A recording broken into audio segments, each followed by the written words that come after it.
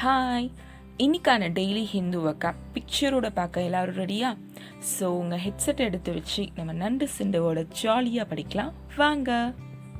So first word என்னன்னு பார்த்தோன்னா amenity, அதாவது ஒரு இடத்துல ஒரு பிளேஸில் வந்து என்னென்ன வசதி வாய்ப்புகள் இருக்குது அப்படின்னு சொல்லுவாங்க. ஃபெசிலிட்டி இல்லை பெனிஃபிட்ஸ் அப்படின்னும் சொல்லுவாங்க.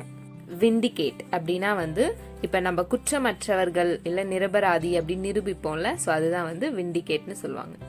அடுத்த வேர்ட் எலைட், அதாவது ரொம்ப சிறந்த பர்சன்ஸ் இருப்பாங்க இல்லை சிறந்தவர்கள் சொல்லுவாங்களா, அதுதான் ரொம்ப பெஸ்ட்டாக இருக்கிறது, ஃபர்ஸ்ட் கிளாஸில் இருக்க அப்படின்னு சொல்கிறது தான் எலைட். இம்ப்யூட்டேஷன் அப்படின்னா வந்து குற்றச்சாட்டு, அதாவது நீ தான் இதை பண்ண அப்படின்னு சொல்லி நம்மளை வந்து குற்றம் சுமத்துவாங்கல்ல, ஸோ அதுதான் வந்து இம்ப்யூட்டேஷன்னு சொல்லுவாங்க.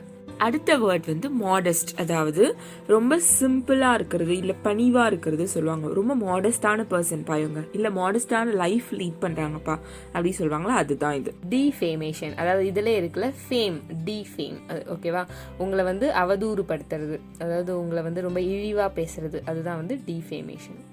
அடுத்த வேர்ட் ட்ரமாட்டிக், அதாவது ரொம்ப சூப்பராக எல்லாரும் வியக்கக்கூடிய வகையில் இருக்கிற ஒரு விஷயம் தான் வந்து ட்ரமாட்டிக் அப்படி சொல்லுவாங்க. ஓகே.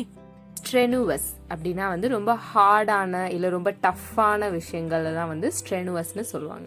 அடுத்த வேர்ட் மீடியாக்கர், அதாவது ரொம்ப நடுத்தரம் நடுநிலைமையாக இருக்கிறது அப்படின்னு சொல்லுவாங்கள்ல, அதுதான் இதோட மீனிங். அக்விட்டல், இதுக்கு முன்னாடி விண்டிகேட்னு ஒரு வார்த்தை பார்த்தோம்ல, அதோட சினானிம் தான் இது. இதுவும் வந்து குற்றமற்றவங்க அப்படின்னு சொல்லி நிரூபிக்கிறது, அவங்கள வந்து விடுவிக்கிறது, அதுதான் வந்து அக்விட்டல். ஸோ இன்னைக்கான டெய்லி vocab எல்லாருக்கும் புரிஞ்சிருக்கும் நம்புகிறோம். இந்த மாதிரி நம்ம vocab வீடியோ பார்த்து 10 டேஸ்க்கு மேலே முடிஞ்சிருச்சு இல்லையா? ஸோ நீங்கள் இதுக்கப்புறம் என்ன பண்ணணும்னா, டெய்லி ஒரு எடிட்டோரியலோ இல்லை இங்கிலீஷ் நியூஸ் பேப்பரில் எடுத்து ஸ்பெசிஃபிக்காக ஹிந்து எடுத்துக்கோங்க, ஏதாச்சும் ஒரு பேராகிராஃப் எடுத்து படிக்க ஸ்டார்ட் பண்ணிடுங்க. கண்டிப்பாக உங்களுக்கு வந்து அதில் புரிஞ்சிருக்கும் நிறைய இது. ஸோ நீங்கள் அந்த மாதிரி பேராகிராஃபாக படிக்க தான் உங்களுக்கு வந்து அந்த ஃப்ளோ வந்து வரும். வெறும் vocab மட்டுமே படித்தா நம்மளுக்கு வந்து அது மண்டையில் இருக்காது.